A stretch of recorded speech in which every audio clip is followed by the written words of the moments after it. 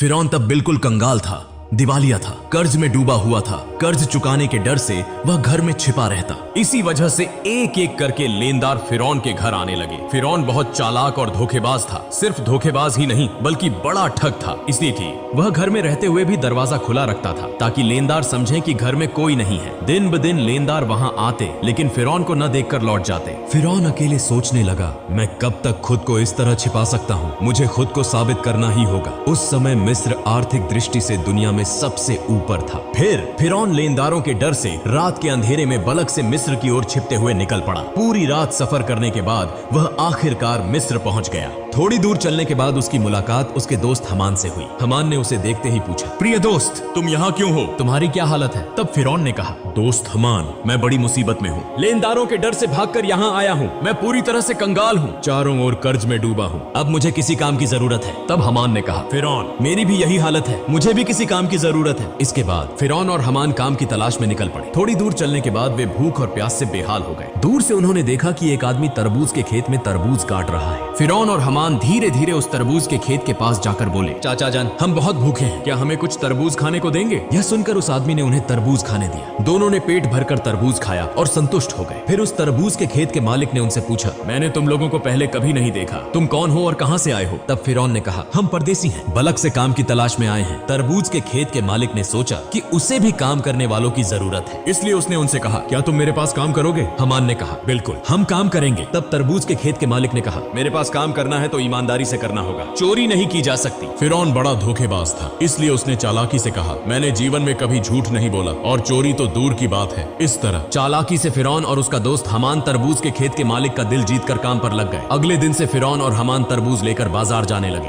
बाजार में तरबूज ऊंचे दाम पर बेचते और मालिक को ज्यादा मुनाफा दिखाते। इस तरह उन्होंने और भी ज्यादा मालिक का दिल जीत लिया। काफी समय बीत गया। एक दिन फिरौन ने उस खेत के मालिक से कहा, चाचा जान, आप तरबूज पीस के हिसाब से हमें बेचें, इससे आपको और ज्यादा मुनाफा होगा। खेत के मालिक ने उसकी बात मान ली। इसके बाद फिरौन अगले दिन फिर बाजार में तरबूज बेचने ले गया। वह तरबूज पीस के हिसाब से खरीदता, कभी कभी कुछ तरबूज चोरी भी करता और बाजार में तरबूज को काटकर टुकड़ों में ऊंचे दाम पर बेचता। इस तरह चालाकी से फिरौन ने बहुत पैसा कमा लिया। एक रात फिरौन ने अपने दोस्त से कहा, हमान, अगर हम सिर्फ तरबूज बेचते रहे तो जिंदगी में कुछ नहीं कर पाएंगे, हमें कुछ और करना होगा। उस समय एक अद्भुत घटना घटी। मिस्र के बादशाह ने अपनी सेना के माध्यम से देश में एक घोषणा जारी की। सैनिक विभिन्न स्थानों पर जाकर कहने लगे, यह सूचित किया जाता है कि मिस्र के कब्रिस्तान में एक चौकीदार की आवश्यकता है। यदि कोई व्यक्ति इस नौकरी को करना चाहता है तो वह तुरंत मिस्र के बादशाह के दरबार में संपर्क करे। यह कहकर सैनिक वहां से चले गए। इस बात को प्रत्यक्ष और परोक्ष रूप से सुनने के बाद फिरौन ने अपने दोस्त हमान से कहा, हमान, चलो हम राज दरबार में चलते हैं। हमान ने कहा, मुझे लगता है कि यह संभव नहीं होगा। तब फिरौन ने कहा, इस काम को हाथ से जाने नहीं देना चाहिए, चलो एक बार कोशिश करते हैं। इसके बाद फिरौन और हमान बिना देरी किए मिस्र के राज दरबार में पहुंचे। मिस्र के बादशाह ने उनसे पूछा, तुम लोग कौन हो और क्या चाहते हो? तब फिरौन ने हाथ जोड़कर निवेदन किया, मैं एक मुसाफिर हूँ, परदेश से आया हूँ, मैं बहुत ही जरूरतमंद हूँ। मैंने सुना है कि आप कब्रिस्तान के चौकीदार की नियुक्ति करेंगे, कृपया मुझे यह नौकरी दे दे, मैं जीवन भर आपका आभारी रहूंगा। मिस्र के बादशाह ने फिरौन को देखकर मन ही मन सोचा, उसका शरीर मजबूत है और चेहरा भी अच्छा है, लगता है वह इस काम को कर पाएगा। यह सोचकर बादशाह ने फिरौन को कब्रिस्तान के चौकीदार की नौकरी पर नियुक्त कर दिया। अगले दिन से फिरौन मिस्र के कब्रिस्तान में चौकीदारी का काम करने लगा। दिन रात वह कब्रिस्तान के गेट पर खड़ा रहता। पास ही एक छोटे से कमरे में उसका दोस्त हमान और वह दोनों साथ रहते थे। एक रात कुछ लोग एक मृत शरीर को दफनाने के लिए आए, लेकिन फिरौन ने उन्हें रोक दिया। उसने उन्हें कब्रिस्तान में प्रवेश नहीं करने दिया। तब उन्होंने पूछा, मामला क्या है? आप हमें लाश दफनाने से क्यों रोक रहे हैं? दरअसल फिरौन बड़ा धोखेबाज और ठग था। उसने चालाकी से कहा, क्या आप नहीं जानते, मिस्र के बादशाह ने नया कानून बनाया है, अगर किसी को लाश दफनानी है तो उसे एक सोने का सिक्का देना होगा। उन लोगों ने फिरौन की बात पर विश्वास कर लिया और उसे एक सिक्का देकर लाश को दफना दिया। इस तरह यह खबर फैल गई कि लाश को दफनाने के लिए एक सोने का सिक्का देना जरूरी है। इसी तरह फिरौन धोखाधड़ी करके बहुत पैसा कमाने लगा। उस समय एक अजीब घटना घटी। मिस्र में अल्लाह का कहर शुरू हो गया। चारों ओर कॉलरा और चेचक की बीमारी से बड़ी संख्या में लोग मरने लगे। कुछ लोग लाश को दफनाने के लिए कब्रिस्तान आए। तब फिरौन ने और भी चालाकी से कहा, मिस्र के बादशाह ने नया कानून बनाया है, अगर कोई व्यक्ति कॉलरा या चेचक से मरता है तो उसे 2 सोने के सिक्के देकर ही इस कब्रिस्तान में दफनाया जाएगा। फिरौन ने धोखाधड़ी से सभी से सोने के सिक्के लेकर बहुत सारा पैसा कमा लिया। इस तरह पूरा साल बीत गया। इसके बाद फिरौन ने अपने दोस्त से कहा, हमान देखो, मैंने 2 बोरियां पैसे कमा लिए हैं, लेकिन अब ये पैसे हमें मिस्र के बादशाह के पास ले जाने होंगे। यह सुनकर हमान चौंक गया। उसने कहा, फिरौन क्या तुम्हारा दिमाग खराब हो गया है? तुमने पैसे कमाने के लिए इतनी मेहनत की, सबको धोखा दिया और अब आखिर में ये पैसे बादशाह को देने जा रहे हो। फिरौन ने कहा, हमान धैर्य रखो, मेरी चालाकी धीरे धीरे सामने आएगी। इसके बाद बिना देर किए अगले दिन फिरौन और हमान 2 बोरियां सोने के सिक्कों की लेकर मिस्र के बादशाह के दरबार में पहुंच गए। मिस्र के बादशाह ने उनसे पूछा, क्या बात है, तुम लोग बोरियां लेकर राज दरबार में क्यों आए हो? तब फिरौन ने कहा, जहां पनाह, मैं 2 बोरियां सोने के सिक्कों के साथ आया हूं। यह सुनकर बादशाह के मंत्री ने उन्हें डांटते हुए कहा, तुम्हारी हिम्मत कैसे हुई कि तुम मिस्र के बादशाह के सामने खड़े होकर पैसों का घमंड दिखाओ? तब मिस्र के बादशाह ने पूछा, इतने सारे सोने के सिक्के तुम्हें कहां से मिले और तुम इसे यहाँ क्यों लाए हो? तब फिरौन ने कहा, जहां पनाह, जो लोग मृत लाश को दफनाने आते थे उनसे मैं एक सोने का सिक्का लेता था। इसके अलावा इसमें मेरी तनख्वाह के पैसे भी शामिल हैं। मेरा असली मकसद यह है कि मिस्र में पिछले 2 साल से जो गरीब लोग कर नहीं चुका पाए, उनकी ओर से मैं ये सोने के सिक्के आपको दे रहा हूँ। कृपया उनकी कर माफी कर दीजिए। यह सुनकर वहाँ मौजूद सभी लोग हैरान रह गए। मिस्र के बादशाह उसके इस कार्य से प्रभावित हुए और उस पर विशेष ध्यान देने लगे। अगले दिन से पूरे मिस्र में यह खबर फैल गई कि एक कब्रिस्तान का चौकीदार ने मिस्र के गरीब लोगों का 2 साल का कर चुका दिया है। पूरे मिस्र के लोग कहने लगे, इतना अच्छा इंसान पूरे मिस्र में दूसरा कोई नहीं हो सकता। अगर यह व्यक्ति हमारे देश का बादशाह होता तो हम कितने सुखी होते। इसी तरह पहले मिस्र के बादशाह और फिर मिस्र के लोगों का दिल जीत लिया। इसके बाद काफी समय बीत गया। एक दिन मिस्र के बादशाह का वृद्धावस्था के कारण निधन हो गया। इसके बाद चारों तरफ चिंता फैल गई कि दूसरा रमेसेस मिस्र का बादशाह कौन होगा। कुछ दिनों बाद राज दरबार में एक आपातकालीन बैठक बुलाई गई। वहाँ मौजूद विद्वानों में से एक ने कहा, इस तरह मिस्र के बादशाह का सिंहासन खाली नहीं रखा जा सकता। मिस्र का अगला बादशाह कौन होगा, इस पर सब चर्चा करें। तब वहाँ मौजूद एक व्यक्ति ने कहा, हुजूर, हमें लगता है कि जो लड़का कब्रिस्तान का चौकीदार है यानी फिरौन, उसकी कद काठी और स्वभाव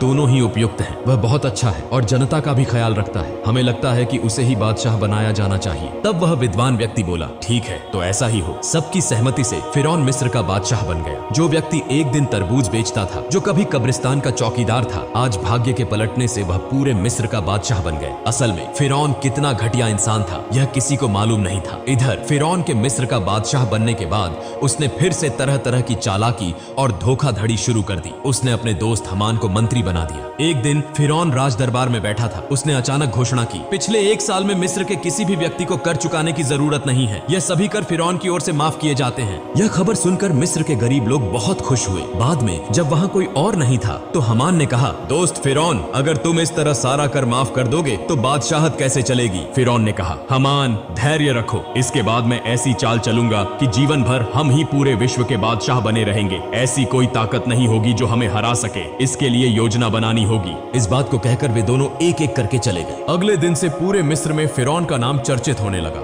इसी समय हमान ने फिरौन को बुलाकर कहा, मित्र फिरौन, अगर तुम जीवन भर बादशाह बने रहना चाहते हो तो तुम्हें कुछ काम अवश्य करने होंगे। तब फिरौन ने पूछा, वो काम क्या है? इसके बाद हमान ने एक एक करके सब कुछ बताया। फिर फिरौन ने राज दरबार में एक आपातकालीन बैठक का आयोजन किया। फिरौन ने कहा, आज से पूरे मिस्र में कोई शिक्षा व्यवस्था नहीं होगी, सभी पाठशालाएं बंद कर दी जाएंगी। फिरौन ने शाही फरमान जारी किया, मिस्र के किसी व्यक्ति को शिक्षा लेने और देने की अनुमति नहीं होगी। यदि कोई इस आदेश का उल्लंघन करता है तो उसे मौत की सजा दी जाएगी। पूरे मिस्र में जो लोग छोटे छोटे पत्थरों की मूर्तियां बनाकर पूजा करते थे, उन्हें आदेश दिया गया कि वे उन मूर्तियों को तोड़कर केवल फिरौन की मूर्ति की पूजा करें। इस प्रकार थोड़े ही समय में फिरौन के डर से लोगों ने पढ़ाई लिखाई बंद कर दी और पूरे मिस्र के लोग अल्लाह को भूलकर अज्ञानी और अंधविश्वासी बन गए। लोग पूरी तरह से जानवरों की तरह व्यवहार करने लगे। इसके बाद फिरौन अत्यधिक घमंडी हो गया। वह खुद को इतना बड़ा मानने लगा कि अहंकार से भरकर खुद को खुदा घोषित कर दिया। दिन ब दिन जनता पर कर की मात्रा बढ़ा दी। अन्याय और अत्याचार बढ़ने लगे। फिरौन ने पूरे मिस्र पर अकेले शासन करना शुरू कर दिया। ब्याज, रिश्वत, व्यभिचार और अनैतिकता की घटनाएं बढ़ने लगी। संक्षेप में फिरौन बनी इस्राएल के लोगों को अपमानित और अत्याचार करने लगा। सिर्फ आसिया को छोड़कर कोई भी फिरौन के अपमान और अत्याचार से बच नहीं पाता था, क्योंकि आसिया उस समय की सबसे सुंदर, गुणवान और धार्मिक महिला थी। इसीलिए कई साल बाद फिरौन ने आसिया को अपनी बीवी के रूप में स्वीकार किया। एक दिन आसिया अपने कक्ष में बैठी हुई थी। वह मन ही मन सोच रही थी, जिस तरह मेरे शौहर फिरौन देश की जनता पर अन्याय कर रहे हैं और खुद को खुदा कह रहे हैं, इससे वे न केवल अल्लाह के गुस्से के शिकार होंगे बल्कि पूरे देश को भी बर्बाद कर देंगे। उसी समय फिरौन उस कक्ष में प्रवेश करते हुए बोला, आसिया, तुम इतनी चिंतित क्यों दिख रही हो? तब आसिया ने कहा, प्रिय शौहर, आप यह तो जानते ही हैं कि यह धरती, चांद, सूरज, आसमान और जमीन सब कुछ महान अल्लाह ताला ने बनाया है। इसलिए चाहे इंसान कितनी भी शक्ति प्राप्त कर ले, वह एक छोटा सा कीट भी नहीं बना सकता। इंसान नश्वर है, एक दिन सबको इस दुनिया को छोड़कर जाना होगा। इसलिए आप खुद को खुदा कहना बंद करें और अल्लाह के रास्ते पर वापस लौट आएं। यह सुनते ही फिरौन बहुत गुस्से में आ गया और आसिया को डांटते हुए बोला, आसिया, अगर यह बात कोई और कहता तो मैं उसे मार डालता। जिस तरह सबने मुझे खुदा मान लिया है, तुम्हें भी मुझे खुदा मानना होगा, वरना तुम्हारा हाल भी उन्हीं की तरह होगा। यह कहकर फिरौन वहां से चला गया। उधर आसिया बहुत चिंतित हो गई। उनके पास कुछ भी करने का विकल्प नहीं था। उनकी आंखों से आंसू बहने लगे। इस तरह कई दिन बीत गए। फिर एक दिन फिरौन अपने कक्ष में आराम कर रहा था। आधी रात में उसने सपना देखा कि बनी इस्राएल की दिशा से एक विशाल आग का गोला आ रहा है जो पूरे मिस्र को जलाकर राख कर रहा है, लेकिन बनी इस्राएल के लोगों को कुछ भी नहीं हो रहा। यह स्वप्न देखकर फिरौन तुरंत जाग गया। फिरौन ने देर न करते हुए अगले दिन देश के विभिन्न हिस्सों से बड़े बड़े ज्योतिषियों को राज दरबार में बुलाया और अपने स्वप्न के बारे में बताया। फिरौन के इस स्वप्न का ताबीर करते हुए ज्योतिषियों में से एक ने कहा, जहांपना, आप नाराज न हो, भविष्य में हम आपकी मृत्यु देखते हैं। आप बहुत अधिक समय तक मिस्र के बादशाह नहीं रह पाएंगे। आपकी शक्ति पूरी तरह नष्ट हो जाएगी। यह सुनकर फिरौन बहुत गुस्से में आ गया और ज्योतिषी को डांटते हुए बोला, क्या कह रहे हो? मुझे शक्ति से बेदखल करने वाली कोई ताकत है क्या? तब ज्योतिषी ने कहा, बनी इस्राएल में से एक लड़का जिसका नाम मूसा है आपकी शक्ति समाप्त कर देगा। यह कहकर वे वहां से चले गए। कुछ दिन बाद फिरौन ने हमान से कहा, मिस्र के हर घर में यदि कोई लड़का बच्चा हो तो तुम अपनी सेना लेकर उसे मार डालो। फिरौन के आदेश पर हमान अपनी सेना के साथ मिस्र के हर घर में घुसकर बेटों को मारने लगा। तफसीरकारों के अनुसार इस तरह लगभग 80,000 बेटों की हत्या करने के बाद फिरौन ने फिर से मिस्र के सबसे बड़े ज्योतिषियों को गणना करने के लिए बुलाया। फिर ज्योतिषियों ने कहा, जहांपना, हम गणना करके देख रहे हैं, आपके द्वारा मारे गए लड़कों में मूसा नामक लड़का नहीं है। फिरौन ने कहा, अच्छे से गणना करो। इस बार ज्योतिषियों ने कहा, जहांपना, हम गणना करके देख रहे हैं, चाहे आप उसे मारने की कितनी भी कोशिश करें, आप उसे मार नहीं सकते। मूसा नामक यह लड़का आपकी शक्ति को नष्ट कर देगा और वह लड़का अब बच्चा है। यह सुनते ही फिरौन और गुस्से में आ गया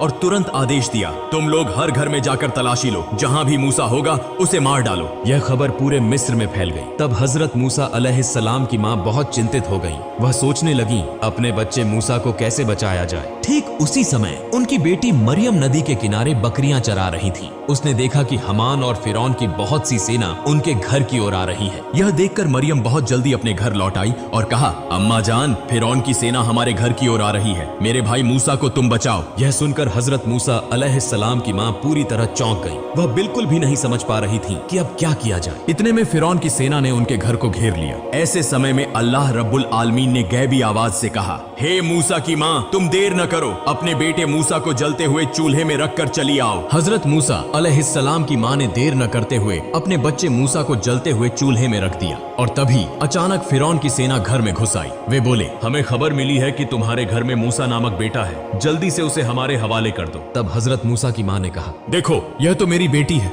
यदि मेरे घर में मूसा है तो तुम लोग उसे ढूंढ कर देखो। फिर उसके बाद फिरौन की सेना घर के इधर उधर हर जगह तलाशी लेने लगी, लेकिन कहीं भी कुछ नहीं मिला।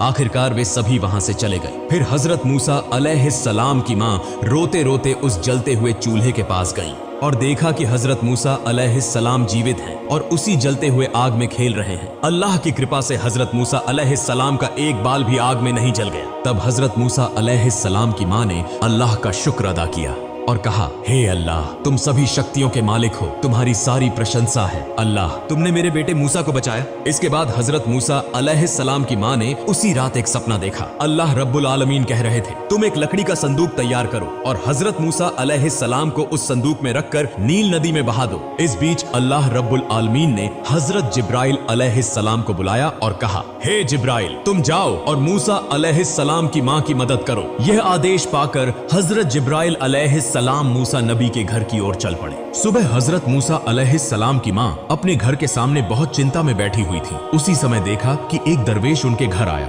फिर मूसा नबी की माँ ने कहा, आप कौन हैं? मुझे तो आप पहचान में नहीं आ रहे। तब वह व्यक्ति अपना परिचय छुपाते हुए बोला, मैं एक बढ़ई हूँ, क्या आपको कोई लकड़ी का सामान बनवाना है? तत्क्षण मूसा नबी की माँ बोली, बिल्कुल, मुझे एक लकड़ी का संदूक बनवाना है। और इस तरह अल्लाह ताला ने उस दिन जिब्राइल अलैहिस्सलाम के माध्यम से मूसा अलैहिस्सलाम की माँ को संदूक बनाने में मदद की। फिर मूसा अलैहिस्सलाम को नील नदी में बहा दिया। अल्लाह की क्या कुदरत! नील नदी का प्रभाव जिस दिशा में बहता है, हजरत मूसा अलैहिस्सलाम का लकड़ी का संदूक उसके विपरीत दिशा में बहता रहा। इस तरह बहते बहते हजरत मूसा अलैहिस्सलाम का लकड़ी का संदूक फिरौन के राज दरबार के पास पहुंच गया। वहां फिरौन और उसकी पत्नी माँ आसिया और अन्य दासियां मौजूद थीं। जैसे ही उन्होंने संदूक देखा, माँ आसिया तुरंत आगे बढ़ी। माँ आसिया ने संदूक खोला और देखा कि उसमें एक सुंदर बच्चा पड़ा है। उसके मस्तक पर जैसे नूर का उजाला चमक रहा हो। इतना सुंदर बच्चा उन्होंने कभी नहीं देखा था। इसलिए बिना देर किए माँ आसिया ने मूसा अलैहिस्सलाम को अपनी गोदी में उठा लिया और फिरौन के पास जाकर बोली,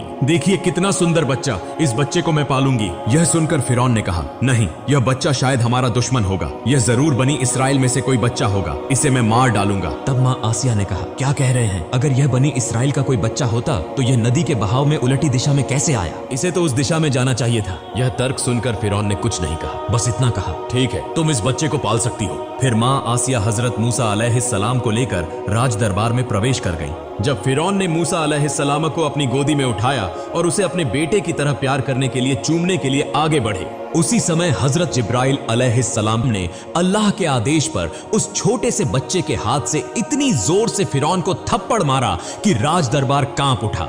ऐसा लगा जैसे भूकंप शुरू हो गया हो। तब फिरौन के मन में संदेह उत्पन्न हुआ। वह मन ही मन सोचने लगे, यह बच्चा निश्चित रूप से सामान्य बच्चा नहीं है, इसे परखना होगा। फिर फिरौन ने एक व्यक्ति से कहा, जाओ थोड़ा सा सोना लाओ और उसके साथ आग भी ले आओ, इस बच्चे को परखते हैं। यह सुनकर वहां उपस्थित सभी लोग हैरान रह गए। जब वह व्यक्ति सोना और आग लेकर आया, उसी समय अल्लाह रब्बुल आलमीन ने हजरत जिब्राइल अलैहिस्सलाम के माध्यम से हजरत मूसा अलैहिस्सलाम का हाथ आग की ओर घुमा दिया और हजरत मूसा अलैहिस्सलाम चीखते हुए रोने लगे। तब माँ आसिया बोली, आप जैसे कठोर हृदय और निर्दयी इस दुनिया में और कोई नहीं होगा। इस छोटे से बच्चे को क्या आग और सोने का कोई अंतर पता है? इसके बाद फिरौन के मन का संदेह दूर हो गया और इस प्रकार हजरत मूसा अलैहिस्सलाम फिरौन के घर में ही बड़े होने लगे। प्रिय दर्शक, आज का वीडियो यहीं समाप्त होता है। अगर आपको अगले पार्ट सुनना है तो कमेंट कीजिए। अस्सलामु अलैकुम। सभी लोग खुश रहें।